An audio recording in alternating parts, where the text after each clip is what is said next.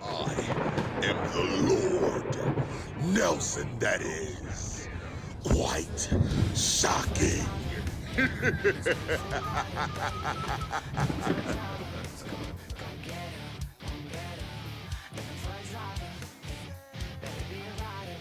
Hey guys, this is Scott Good Company, with my friend Madonna.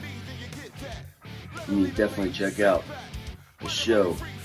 It's amazing. Live and Loud with Lord Nelson.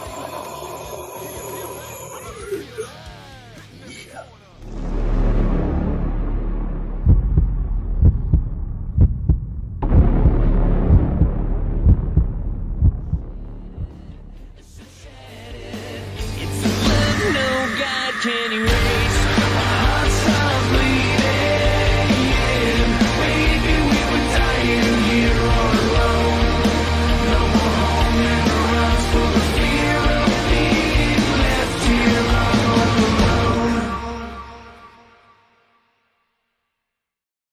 So, ladies and gentlemen, brothers and sisters worldwide, welcome back to another episode of The Big Guy with the Big Show, the Lord Nelson, that is, host of Live and Loud with the Lord, powered by the CMS Network and 5 Royals ENT. And today, I'm honored to be joined once again by an artist who's carved out a sound and style that's completely his own, blending dark melody, gothic metal, and raw emotion into something both haunting and beautiful, beautifully haunting. Yeah, he's the creative force behind the project known as 616, and his latest work is pushing boundaries in all the right ways. Now, whether you've been following his journey from the beginning or just tuning in, you're in for a ride through the mind of a true musical architect. I love that.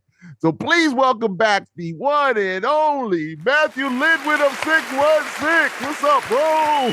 Rock and roll, dude. Dude, I'm glad to be back. I think the last time we did this podcast, I think it was last year.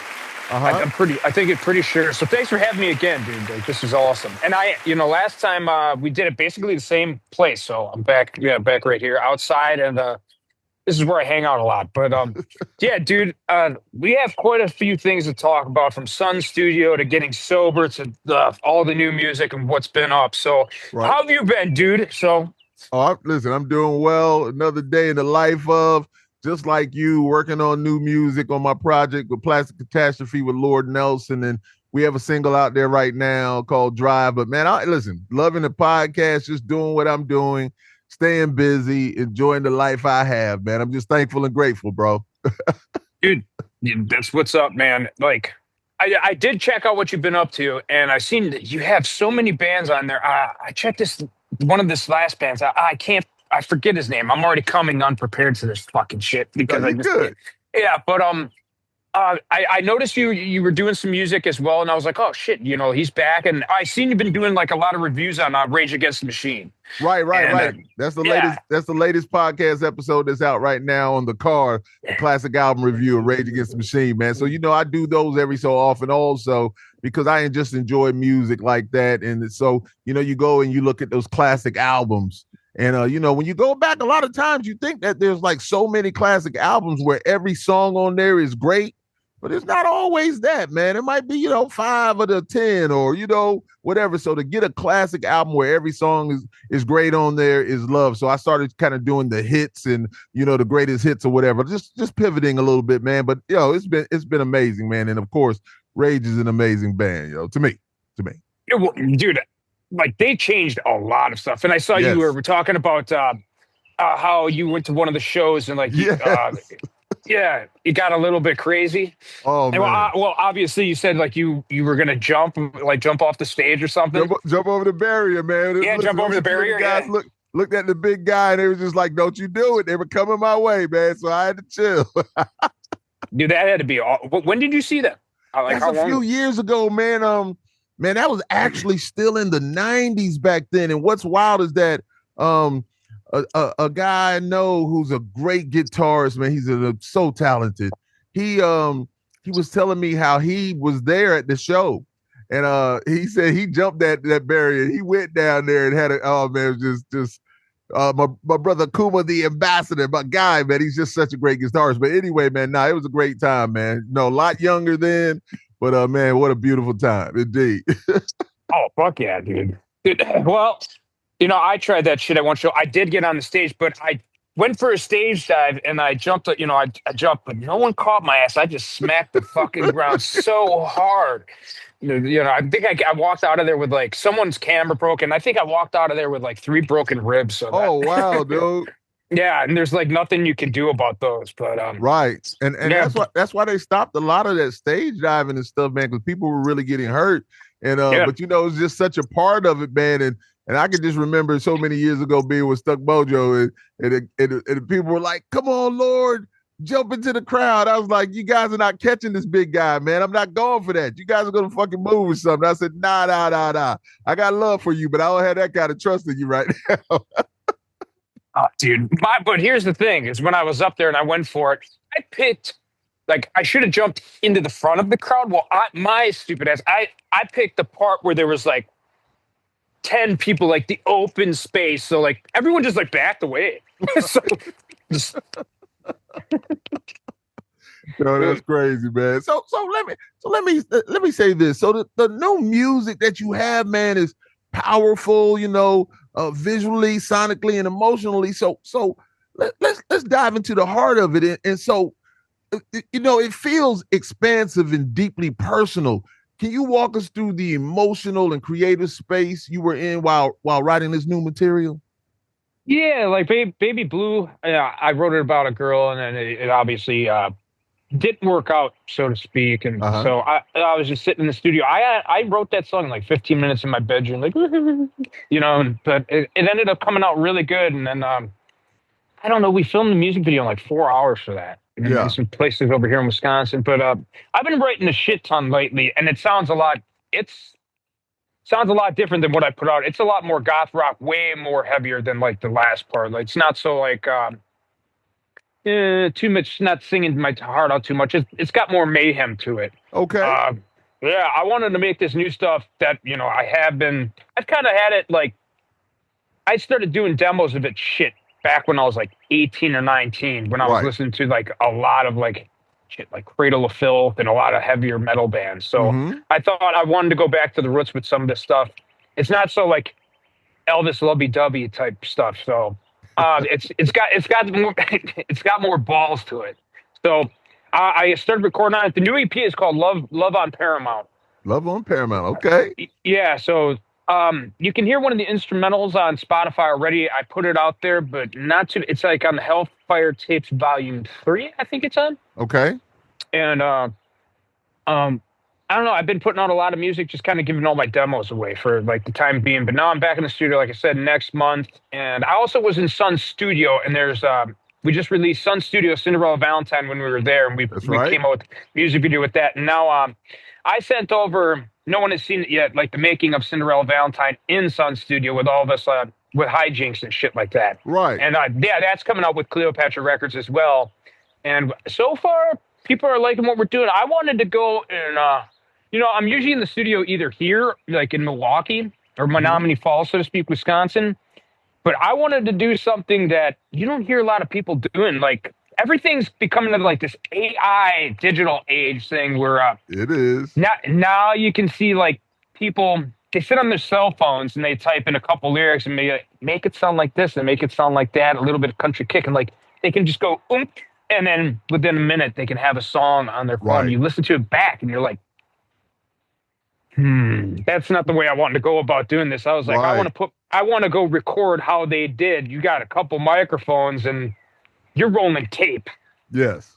And I was like, all these bands and stuff, like now, like you can just digitally edit stuff and like throw like auto tune and shit on the vocals and make your guitars, a little bit different. I don't want to insult nobody, what I mean? Cause like I said, that's not me. That's not real rock and roll. You should be going in there and make yourself nervous and prove yourself and show what you got and like I said, when I went to Sun, I was like, it's either now or never, like Sure, I've used like a little bit of tuning here with parts I probably couldn't hit as well, but it would take me like 20 takes to get that right vocal, you know? Yeah, you really went old school. That's just saying, but listen, you're just a young purist, man. That's what you are.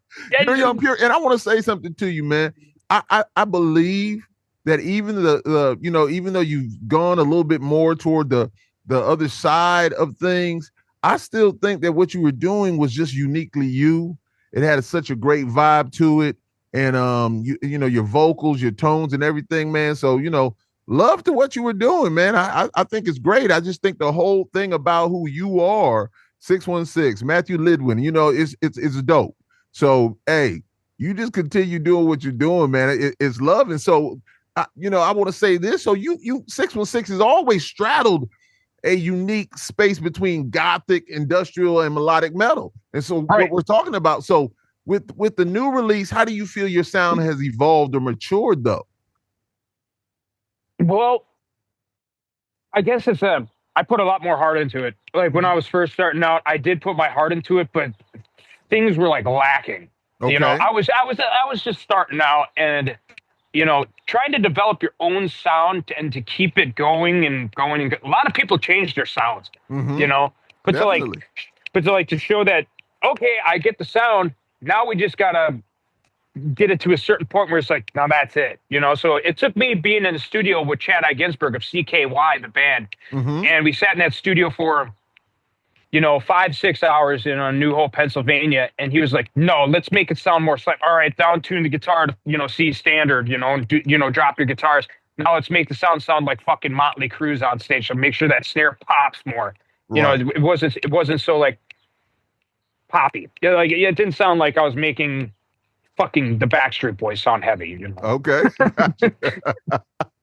So, it took a while to develop, and then once I started working with producer John Fryer, who's done like 9 Inch Nails and Depeche Mode, Bauhaus, and you know, all that stuff, to get that English sound, we accomplished that, and I was like, this is the direction I want to go. And once I found it, then I was like, okay. So with like the Baby Blue stuff, I recorded that here. Right. I was like I came back from Graceland, I came back from Sun Studio, and I was like, I wonder if I could just make a couple really good love songs that I'm going to tone it down a little bit, make it a little bit more soft to see if it appeals to people better. And people loved it. People loved, you know, what I did with that. But, you know, even with the music videos, I can only go to a cemetery so many fucking times and have a girl there. Right?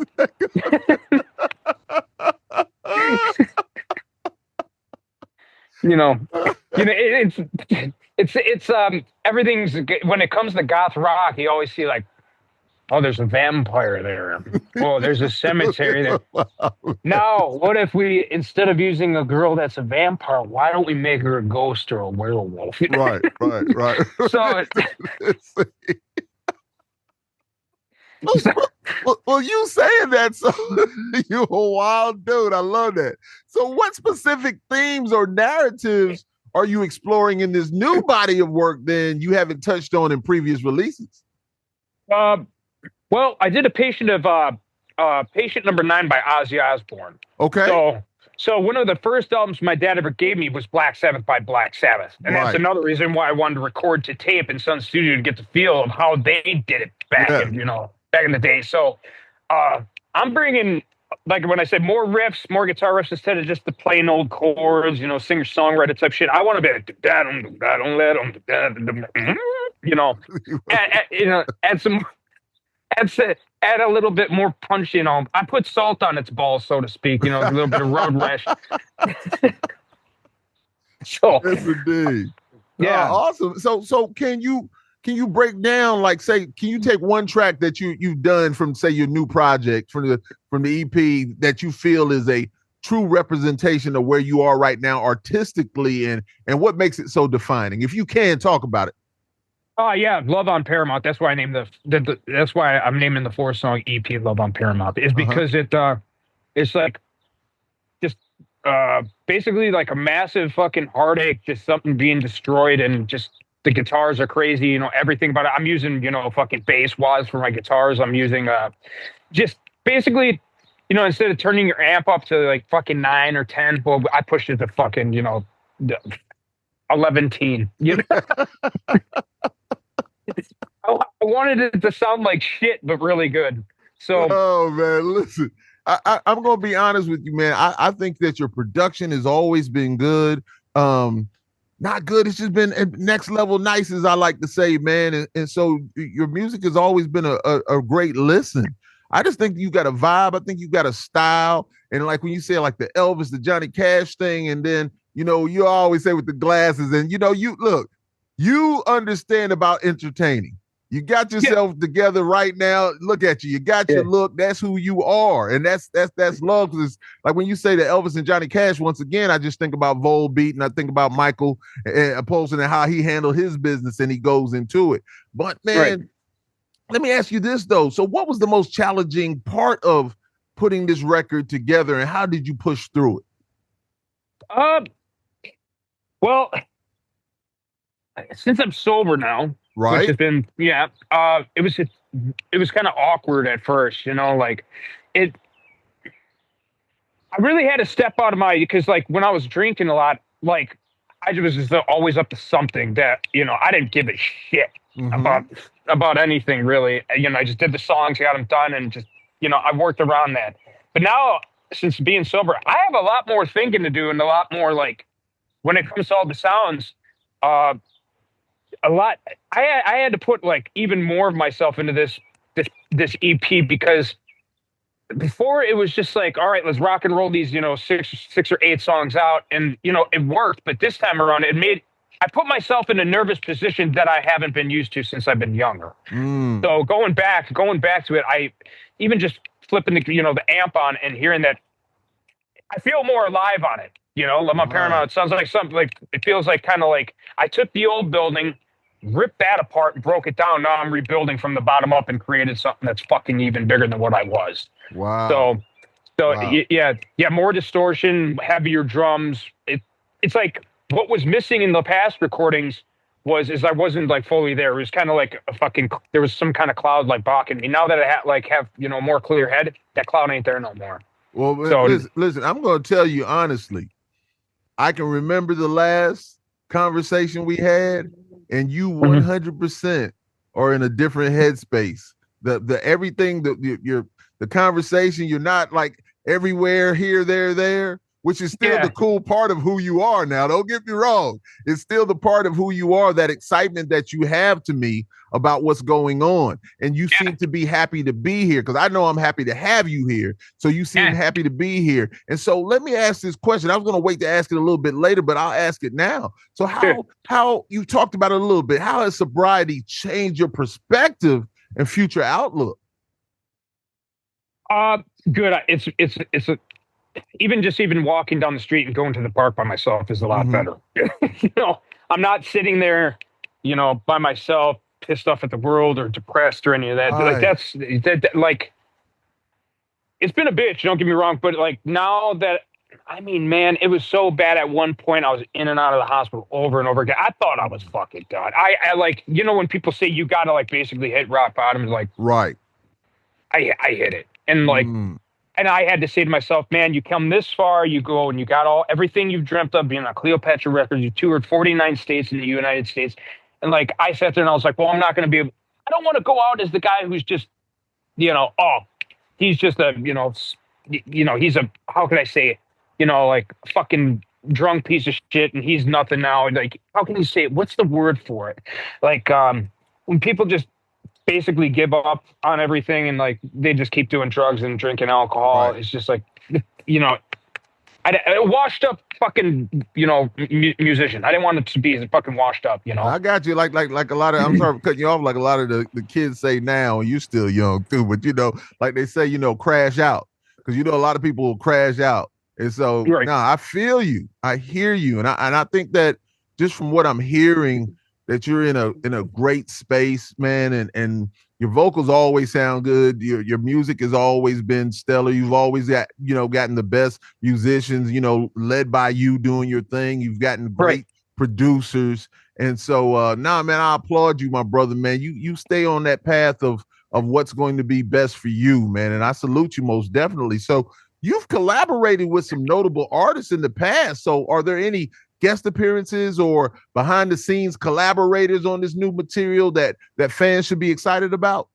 Well, not on this new material, but me and Kyle from Cleopatra Records, he's one of my dearest friends, and he's been with me through the past 7-8 years with me doing other stuff. And he's like, I'll tell you this about Cleopatra Records: they stood by my side through a lot of shit, and I gotta give them, like, I send my hugs to all those guys: Kyle, Brian, Matt, Ken, Katie, like all of them, and I'm so happy to be with I can't fathom it enough to be like, not a lot of people get this chance to do, what I'm doing. So I had to clean up, and wipe the rubbish underneath the carpet, and let the magic carpet ride, so to speak. Fuck it, And awesome. Yeah, so, I just think, like you were saying, my bad, I got a little bit off topic, but I'm looking at Yerky 69 from the 69 Eyes. They're a goth rock band out of Finland, and like I met them and hung out with them, and like Yerky's like still water run deep, like he's super goth. And I always looked up to the 69 Eyes. And the first reason why I wanted to go to Cleopatra is when I was 13, I bought a 69 Eyes record, and I looked down the back of the records when kids actually bought records and did yard work to buy a fucking record. It was like the ultimate, even opening up a record back in the days was like the best thing ever, Right. Wait, I don't, and it sucks, like, yeah, I know digital age and stuff like that, but yeah, Yerky's, he's got to be on some of this new stuff. So me and Kyle are working on that. So that's a little surprise as well. And I think, it'll go great. I think Kat Von D would even be awesome to put on a track. Kat, man, listen, you got Kat Von, listen. Yeah, I got her in mind too. Hey, listen, she's dope, yo. I listen, I used to watch, I'm sorry for cutting you off. I used to watch the shows, the tattoo shows all the time. It was just something about her, man, that was just different always. And I just always just used to look at her and watch the show. The show was always good, of course. But and then now her music and her doing her thing. Listen, I feel you on that. That's cool, man. That would be love. Yeah. And she's listened to my music and she's heard it. So I'm like, well, yeah, and like, she likes it. Bam was over at her place, jamming my stuff, and she likes it. So I'm pretty. The only mistake I made was not picking up that one phone call that one night because he wanted to talk to me. I'm like, fuck. Right. So, yeah, but I got a lot of people. Yeah, go ahead. You're in a better headspace now, man. I'm working on it. The only thing I got to really work on is my swearing. I got to try to cut that out a little bit. So I got you. Look, you just be you, man. Don't lose your edge, bro. You stay who you are, man. That's what makes you cool. Listen, I'm gonna tell you, man, you're one of the cool ones, man. That's the way I feel. You're one of the cool ones, man. So I love your energy, and you keep being that dude, man. Don't let the things take that away from you, man. You always got to keep your little edge on you, man. When you're doing better, that's all that matters. That's a love thing. So sonically, the production on your recent music is massive yet nuanced. So who did you work with in the studio? You mentioned a little bit, and how intentional were you about creating a certain atmosphere or texture for this music? Well, here's a funny thing is, it might sound fucking crazy. I sold every guitar in my house. I sold I sold the drum set. I got rid of it. I got rid of the synthesizer, and I started writing. The songs are up here, man. I even told my producer, I was like, he's like, yeah, do you got the songs done? I'm like, yeah. He's like, well, let me hear a demo of it. I was like, they're all up here. He's like, what the fuck? What the fuck do you mean they're all up here? I was like, here's the metronome. He's like, okay, keep doing that. So we found that it was like 187 or whatever the fuck it is. And I was like, all right, now let me go do drum tracks. He's like, you're not going to lay down the guitar to like do the drums too? I was like, no, like I said, it's all up here. So then I'm in there and I'm like, then I come in there and he's like, so now you're going to track guitar to that. And I was like, yeah. Awesome. We laid on the guitar tracks and I'm like, oh, you got your bass parts on? I'm like, yeah, basically. Wow. Yeah. But and then the vocals, I just sat there in the middle of the night because he leaves at 5 p.m. So I just sat there and it's just like, I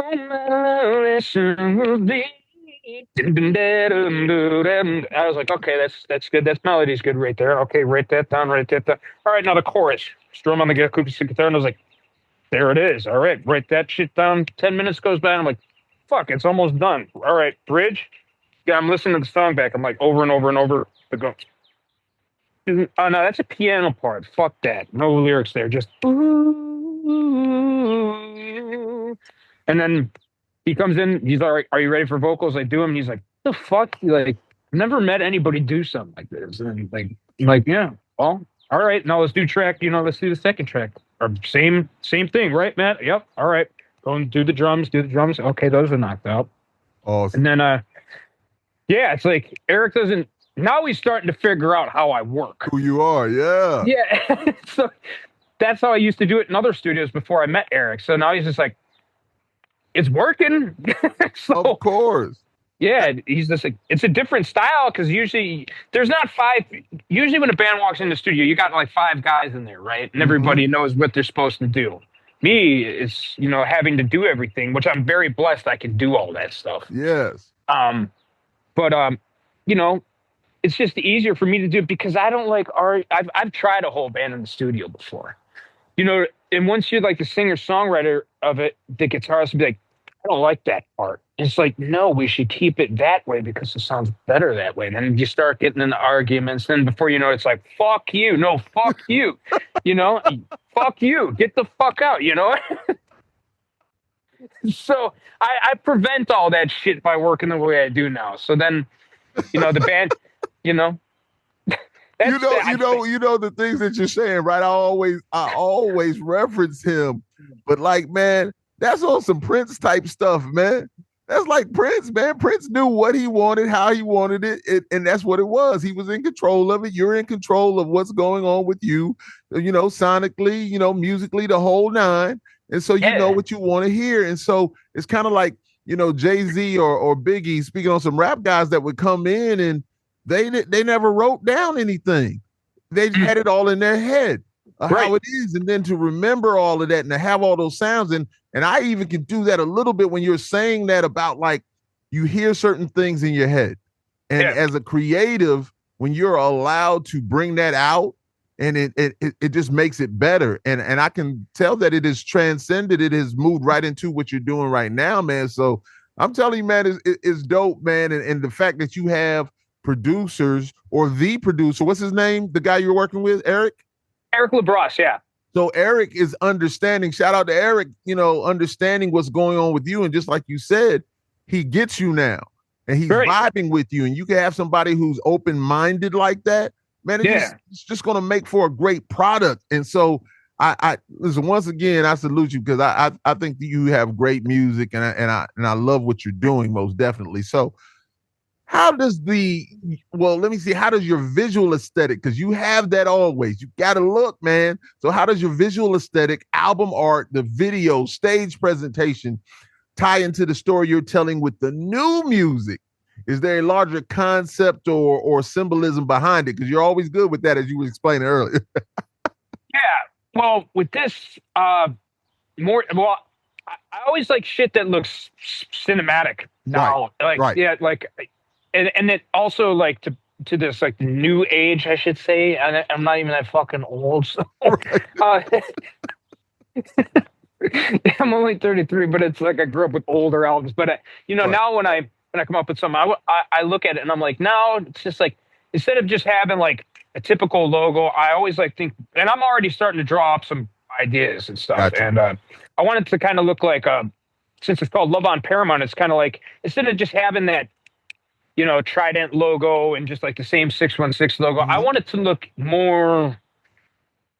It's got to have more power and I guess lightning behind it. It needs something to kind of like my logo's on top of a building getting hit by like fucking kind of like how if you look at Metallica, Master of the Puppets, and shit, stuff like that, like Megadeth. You see like crazy something that's just epic on their covers. Take it to another level. I got you. Yeah. It's kind of you listen to Metallica and you're just like, man, fuck them. They were doing this back then. Yes. It's like So I'm trying to do something like that, and with the logos and I used to wear like not with like the image and stage presence and stuff. I just find it easy not to wear band shirts anymore because you always get into conflict with someone. Oh man, you like that band? Yeah, they're good. You should check. It's like, no, fuck that band. No, fuck your band that you are wearing. Fuck yeah, but you know. Now I just figured out if I just wear a black suit, there's nothing to argue about. Now, why you dress like that? Yeah. Oh, So I, my goodness. What you say earlier? You said, fuck you. No, fuck you. yeah, Tell me what the yeah, hell I'm going to wear, man. yeah. You know, it's like, yeah, and it's like, and like when you go to metal shows, it's like this thing. You know, you're supposed to not wear that band shirt to their show or something. It's like, man, fuck you. If I want to wear this shirt to this show, it's who gives a flying fuck, man. You know, so I just gave up and I was like, well, I might as well just buy fucking 10 black t-shirts, 10 white t-shirts, 5 fucking this color of a suit, that color of a suit, that Right. color of a suit. Now, what are we all going to argue about? No, now you're wearing suits all the time. What? Fuck you then. Sorry. You know, No, what do you... listen, I agree with you, man. Listen, I just know that you are who you are, man, and I love it. And I love it. Yeah. And once again, I'm telling you, no doubt, from our last conversation to now, man, you've got a different energy that it's heightened more, you know, from Yeah. my perspective. And I'm telling you, it's cool.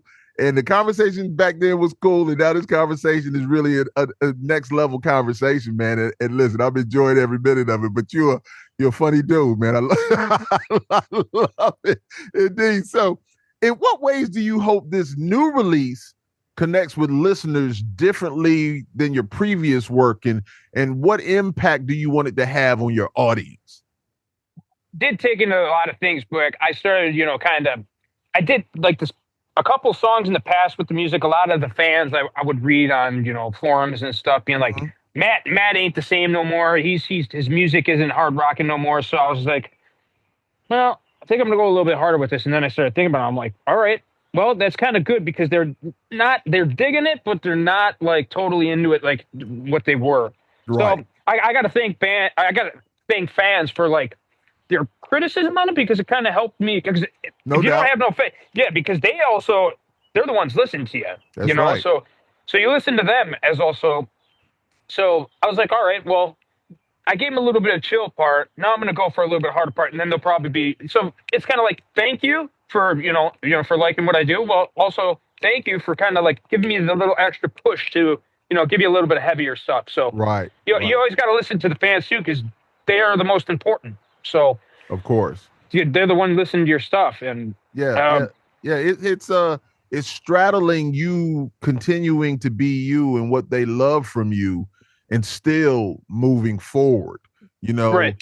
Metallica did it, Kiss did it, a lot of the bands did it. You know, you still want to have that core audience, but be able to be the creative that you are and try new things. Not try new things, do new things. And pray that they roll with you because a lot of these people are growing up with you. You know, they've been along for that ride. You know, as I always say, got that hot one riding shotgun. You know, they're over there like, yo, man, Matt, drive us, take us there. You know, and so I understand it clearly. But I will say this though, I always remember Jay-Z saying this right here. He says, "If you want my old shit, listen to my old shit."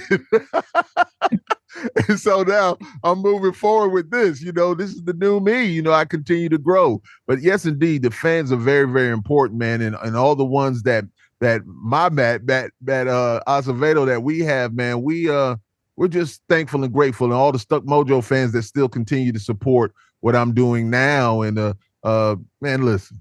It's just a great thing, man, because I've done a few things, but man, you are actually rolling and handling your business, and I'm telling you, I love it, man. I have the utmost respect for it. So, looking ahead, how do you envision the next chapter of 616 evolving? And is this release a closing of one era or the bold beginning of something even more unexpected? It's the closing of an era and more bold. Yeah, I basically you said it all. It's the closing of an era without how can I say it? Matt's back. You know what I mean? Okay. So, and a lot of people they've been waiting. They've been waiting like, oh man, because I'd get on like Instagram and just stupid shit. Be like, I want to fucking kill people on fucking Reddit. Them fucking that's all gone now. They ain't got to deal with that kind of shit no more. So, instead of being like, oh, Matt, Baby Blue is good, but you need to go back. Well, fuck you. No matter that. Right. No more of that. So a little bit more. It's grown. It's a lot more mature now. So Yeah. So do you think that really, once again, going back to it, do you think that being clean and sober has helped you out on that side of things? Yeah. Yeah, absolutely. I get to see things a lot more clear. And right, indeed. so now I can actually understand what's right from wrong, what to do and what not to do. So there were a couple times when shit got a little chaotic that I went to fucking jail. So after that, I kind of said I shouldn't probably do that no more. Yeah. Listen, those are the kind of things that'll be the wake up call for you, man. Well, it wasn't. Yeah, it wasn't. I mean, I don't know. I met a lot of friends there, but those aren't the kind of friends I should have fucking made.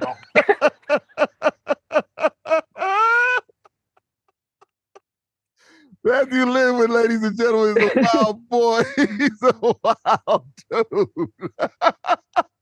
And also, I'm drinking Coca-Cola. I got my big gulp right here. Big gulp. Yeah. 7-Eleven, baby.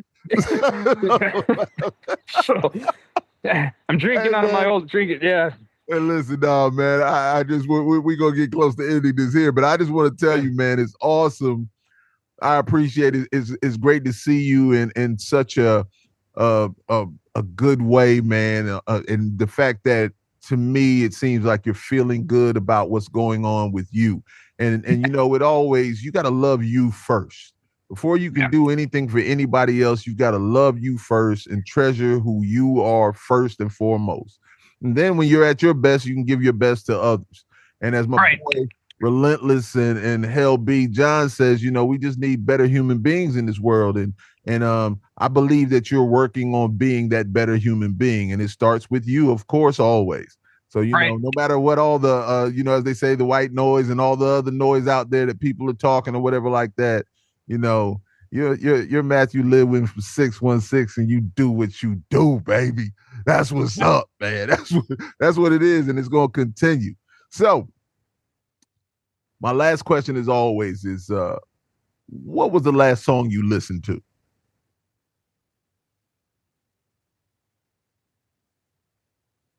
It's Kyle's gonna love me for this. The rapper, his name is Bear One Boss. Yeah, I listened to the whole album, and the song is called Konnichiwa. Konnichiwa. Yeah, it's pretty good. I think it was, and the album is called Little Hot Sauce 2. So okay. Yeah, it's I don't know. I like tons of rap music. I've been listening to a lot of stuff. Yeah, tons of stuff, man. Jesus Christ. I don't know. To be honest, last song, I don't know, man. I'm usually just fucking around on YouTube listening to shit. I got a bad memory. This thing, the brain's still healing these days. No, you're good. So listen. Well, now, you know what? I said that was going to be the last question. Now, let me go back and ask something. I want to ask two things. First of all, how's your father doing? Oh, he's here. Yeah, he's doing good.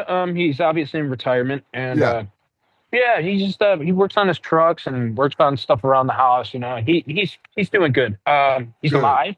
He's taking his medication for his heart, and he's doing very well. Good. I remember last time before we got started, he popped in there for a sec, and so you were talking to him, and so just tell him I said hello, man, and so now I want to go back. Thanks for asking about him, by the way. Thank you. No. It's all love, man. Listen, you are. So I have 3 children, but my twins are the same age that you are. In fact, their birthday is coming up next week, and they will be 33 also. And so when you said that, man, so now, I don't look at you like you my son, but, I look at you in just with respect, and I understand what your dad, seeing you and wanting the best for you, man, because really, I believe that you really have a great support system. I say that because I just look at you got to hustle and a grind, and you're doing things that a lot of people don't do. And I don't know if you have help from this side or that side, but whatever's going on with you, you're able to do it. And so this leads me into what I wanted to talk to you about or ask you about. So Sun Studios, right? How important has that been to you? A lot. Very, it changed. It had a big change on me, you know, and it was really wild, man. Like I've been to a lot of studios, man. But when you walk in that place, you can feel like where you could feel BB King. You know, he was doing all this stuff in there. You could feel, you know, Johnny Cash's badass walk through the fucking door. You know, Elvis, you know, rocking and shaking his legs and having a great time. I mean, you know, it's all there. You know, so like even being, I don't know, you're like going to Graceland, like. I had to show my respect for all rock and rollers in doing that because that's like the Abbey Road of the United States, you know.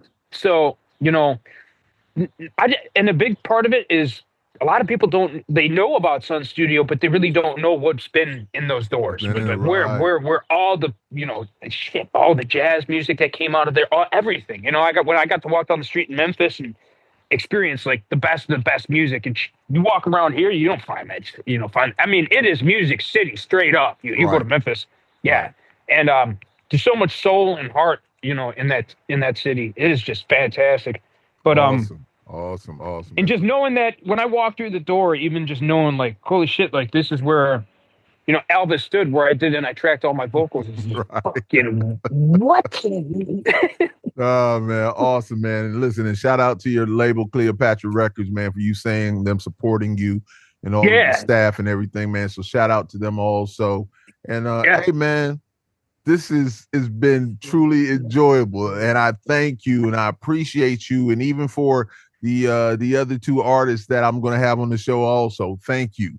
I really appreciate it, man. I look forward to having a conversation with them, chopping it up with them, and getting to know about them more and you know, diving into their music, which I've been listening to. So I really, really appreciate that, man. So, hey, man, won't you give all the fans and the supporters and the listeners and watchers the info where they can check out the great Matthew Lidwin? All right, well, thank you, Lord Nelson. Well, it's been... But thank you, man, for, you know, having me. But to the fans, thanks for supporting, you know, everything I do, listening to my music. You might like some, you might not like. Might not like it. You know, a lot of Reddit fuckers don't like that shit. You know, but thanks for supporting 616 and, you know, and always being there. I have a lot of support, you know, and so.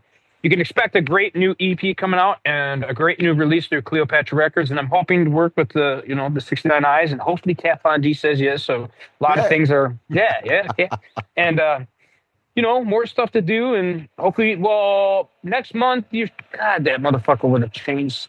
But, you know, God, we really asked to ruin my fucking show. You know, it's just the neighbors. But anyway, so you can cut that out. But just thank you for... Thank you. This is the worst thank you ever. No, you're good. Yeah, but just expect Love on Paramount to be some of the best shit I've done in years. So Love on Paramount. And I guess that's it. So just listen up and, you know, keep your fucking ears open, and also go to your record stores and buy records, or I'll probably end up keeling over fucking early. So you know. You gotta get, you know. Hold on, but you guys got vinyl, right, for the compilation joint, right? Yeah, that's another thing. Yeah, the Gothic Valentines came out. You can get the double vinyl, which has tons of great artists on it, and then the double CD I'm on. It's got like, I don't know, 48 tracks on the double CD. You can grab that at CleoRex.com. And you can also grab the 616 Cinderella Valentine vinyl on 7-inch vinyl on a pink limited edition. You can grab that on ClearRex.com as well. Also, our Instagram is 616_official. And then our Facebook page, if I'm correct, is just 616 official. YouTube is 616_official. And then I don't do TikTok. I don't do any of that. I don't do Twitter either. There's too much political shit on it. That's about it. Well, let me say this to you. I know there's crazy things going on with TikTok. We don't know this or that or that. I want to say this to you. Mm. You are good for TikTok. You, my dear brother. Yeah. Get you an account on TikTok for 616 and go out there and do what you do. You'll be good for TikTok, man. I think that people will love you on TikTok, man. You're one of those guys, man. I want to salute you once again, man. I have the utmost respect for you and your grind and your hustle and you doing your thing. Once again, I want to applaud you, young man. Handle your business. Keep doing what you're doing, man. Keep doing what you're doing, man. No doubt about it. Dude, thank you so much, man. And like that means the world to me. I didn't know this is my first interview since sober. So hey man, listen, I appreciate you, man. I think you are one of those ones, man. So you handle your business, and so boom, there you have it. Powerful words and insight from the mind behind 616 Matthew Lidwin. And listen, his new music isn't just something you hear, it's something you feel. It's cinematic because he has always been cinematic. It's emotional. It's unapologetically real. And he's let you into who he is and what he does. So make sure you follow 616 on all platforms, stream the latest releases, and stay locked in for what's next. Get the albums, the vinyl, do all of that, man. Yo, so this has been another Live and Loud with the Lord Nelson, that is, exclusive in association with the CMS Network and 5 Royals ENT. And thank you for taking the time to spend some time with the big guy. And until next time, stay loud, stay passionate, and always support real music, just like Matthew said. More love, less hate, ladies and gentlemen. Peace. I appreciate you. Yeah. Rock and roll. That's awesome. Yeah, thanks so much, bro. Had a great time, man. I really appreciate it. So.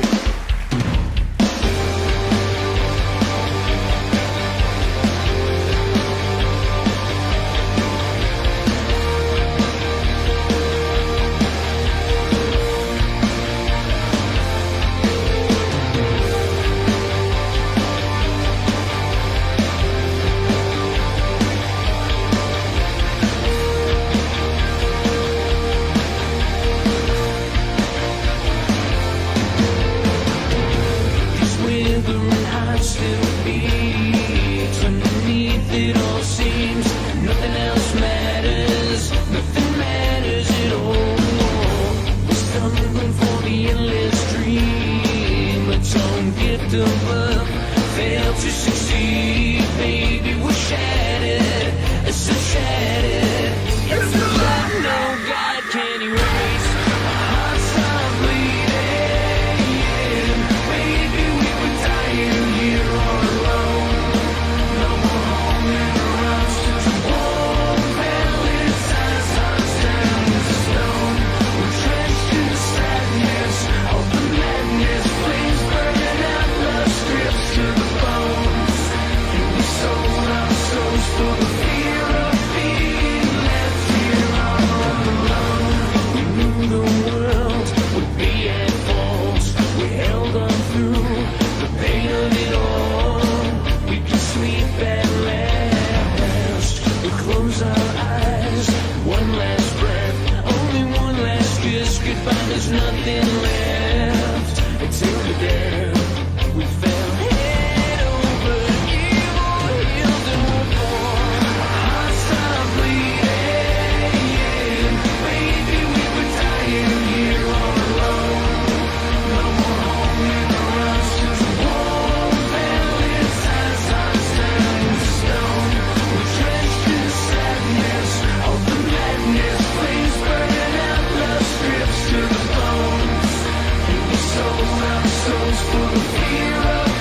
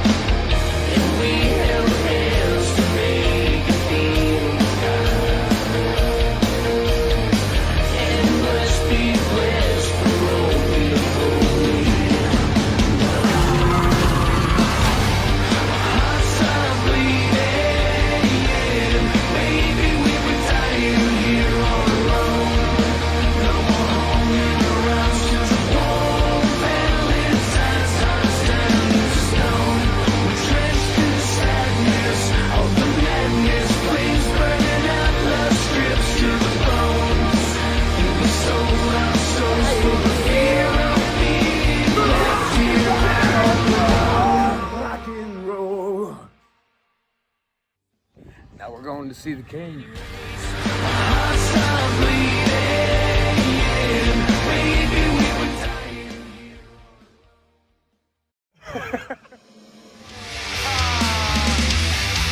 Turn it up. You're listening to Live and Loud with the Lord, Nelson, that is.